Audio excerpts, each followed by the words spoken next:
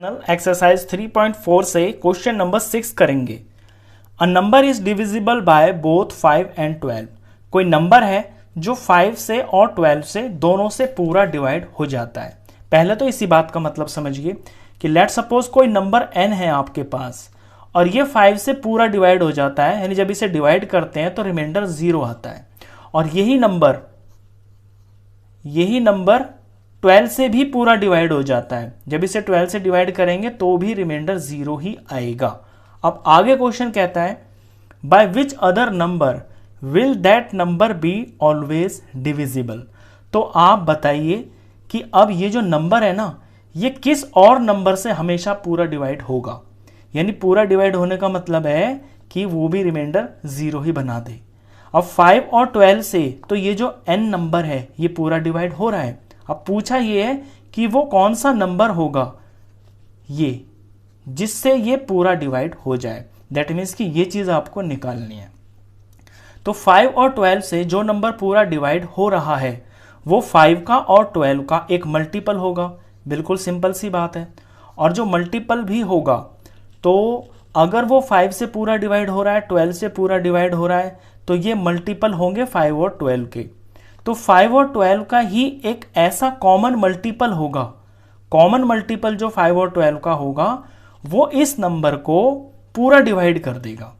तो इसके अंदर हमें कॉमन मल्टीपल ही निकालना है। 5 और 12 का ऐसा कॉमन मल्टीपल जो सबसे छोटा हो। सबसे पहला जो नंबर होगा ना, सबसे पहला कॉमन मल्टीपल जिसे हम LCM भी बोलते हैं, वही हमारा इसका आंसर होगा। तो हम पहले तो इनके मल्टीपल्स लिख लेते हैं, मल्टीपल्स ऑफ 5 और मल्टीपल्स ऑफ 12। फिर मैं आपको एग्जांपल से भी बताऊंगा कि ऐसा क्यों हुआ। तो यहां पे मल्टीपल्स ऑफ 5 लिख लेता हूं मैं, और तब तक लिखूंगा मैं इसी तरह से मुझे यहां पे मल्टीपल्स ऑफ 12 भी लिखने हैं। मुझे तब तक लिखने हैं जब तक एक कॉमन मल्टीपल नहीं आ जाएगा, पहला कॉमन मल्टीपल। तो 5 के टेबल में 5 1 ज़ा 5, 5 2 ज़ा 10, 5 3 ज़ा 15, 5 4 ज़ा 20, और फिर 25 आता है, फिर 30 आता है, फिर 35 आता है, फिर 40 आता है, फिर 45 आता है, फिर 50 आता है। अब 50 के बाद जो मल्टीपल आएगा वो 5 11 ज़ा 55 आएगा, और फिर 11 के बाद 12 5 ज़ा 60 आएगा। और मल्टीपल आगे चलते रहेंगे, मल्टीपल कभी खत्म नहीं होते हैं। अब 12 के मल्टीपल्स लिख लेते हैं। तो 12 1 ज़ा 12, 12 2 ज़ा 24, 12 3 ज़ा 36, 12 4 ज़ा 48, 12 5 ज़ा 60। आगे तक चलते रहेंगे। अब यहां मैंने देखा कि पहला जो नंबर है ना, पहला मल्टीपल कॉमन मल्टीपल वो 60 है। दैट मीन्स ये जो मेरा आंसर यहां पे होगा वो 60 होगा। ये मेरा आंसर है। अब मैं इसे आपको चेक करके बताता हूं। देखिए कोई नंबर है, कोई भी नंबर है, लेट सपोज मैं 60 को ही ले लेता हूं। ये है 60। 65 से पूरा डिवाइड हो रहा है, बिल्कुल हो रहा है। 5 1 ज़ा 5 हो गया, और 1 और ये 0 हो गया, और 12 आ गया। और यही नंबर जो 60 है ये 12 से भी डिवाइड हो रहा है। 12 5 ज़ा होता है 60। तो ये जो नंबर है ये 60 है।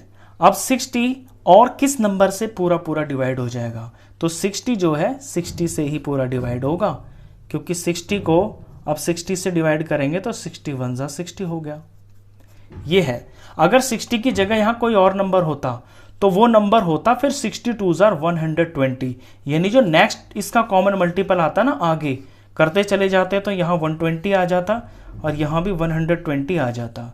इसका भी देख लीजिए, जैसे कि 120 ही होता लेट सपोज नंबर, तो 120 को 5 से डिवाइड करते हम, तो 5 2 ज़ा होता 10, और ये 2 और 0 24, 5 4 ज़ा 20 हो गया।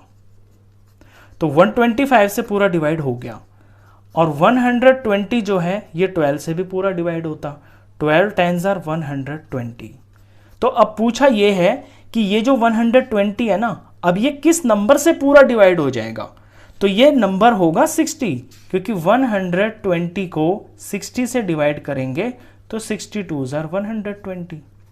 इसी तरह से अगला जो नंबर होगा वो 180 होगा।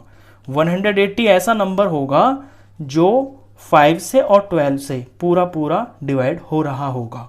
और फिर वो जो 180 होगा वो 60 से पूरा डिवाइड हो जाएगा।